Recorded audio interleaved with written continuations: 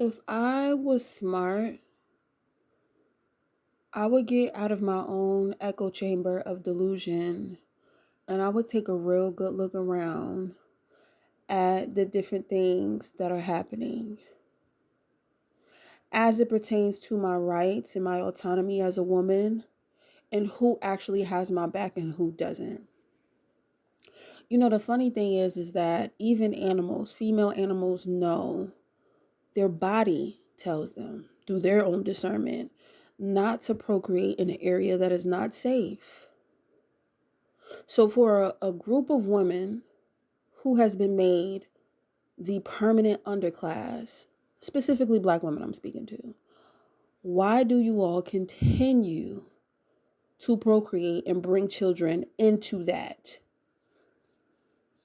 This is a real question.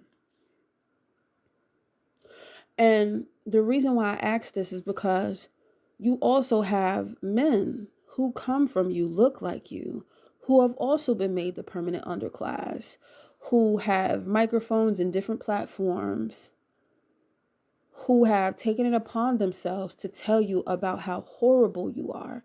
I'm not talking about your brother, your cousins, even probably, some of your associates who may be considered homeboys.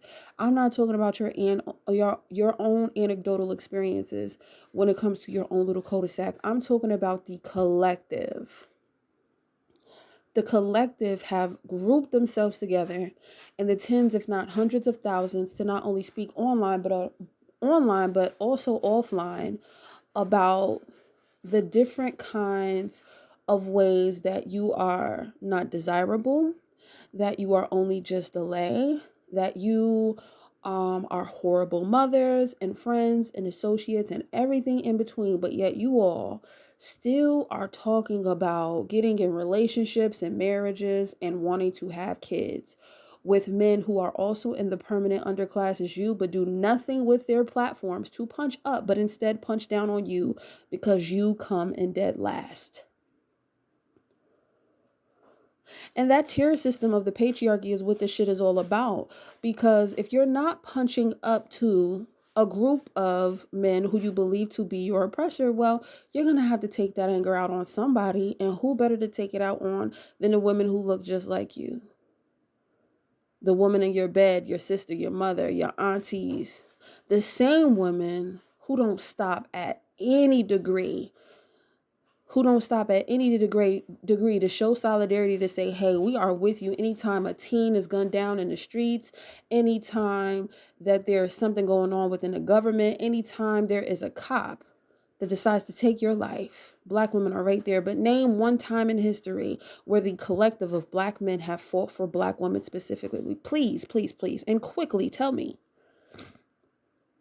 Because I'd be damned if the collective was berating me with disparaging comments and making me feel like I was worthless and like how I'm competing against other women, or how I can't rather compete with other women. Well, why the fuck would I, regardless of my own anecdotal experience, I still have nieces, I still have aunties, and I still have friends who have to go out in this world and deal with these same guys who also look exactly like them, who may not get the same experience. But I will be damned to bring up or bring about innocent souls into this permanent underclass when I don't even have the very men who look like me fighting to diminish this shit.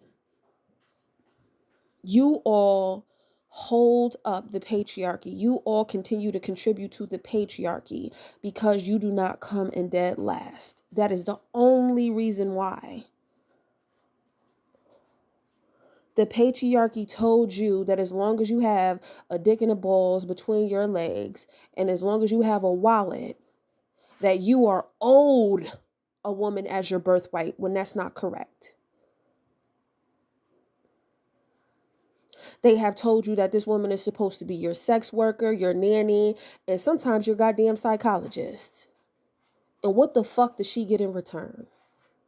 She doesn't even get you standing on the front lines to fight for her rights over her autonomy and her motherfucking body that you want the fucking access to.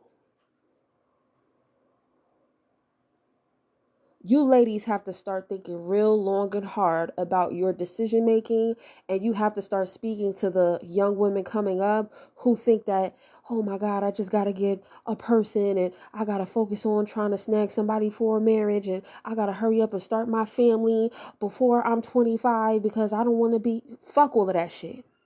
The greatest love of your life will always be your motherfucking self, and that's exactly who you need to worry about until you find or come across somebody.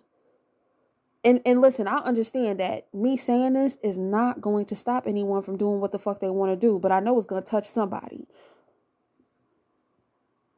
But if you don't got a man fighting for your rights, who is there to be with you through your plight, you are with the wrong motherfucker. And you better think long and hard about who you are giving up your womb to and who you allow in your motherfucking face. Because it's looking real spooky out here. And I would hate for women to keep putting themselves in situations when you have the collective of men who look just like them also in the permanent fucking underclass who are too pussy to punch up, but instead punch down on you. Because you have been also made the weakest link as well. Y'all do what y'all want. I'm going to do what I will. And I'm going to talk to y'all motherfuckers later.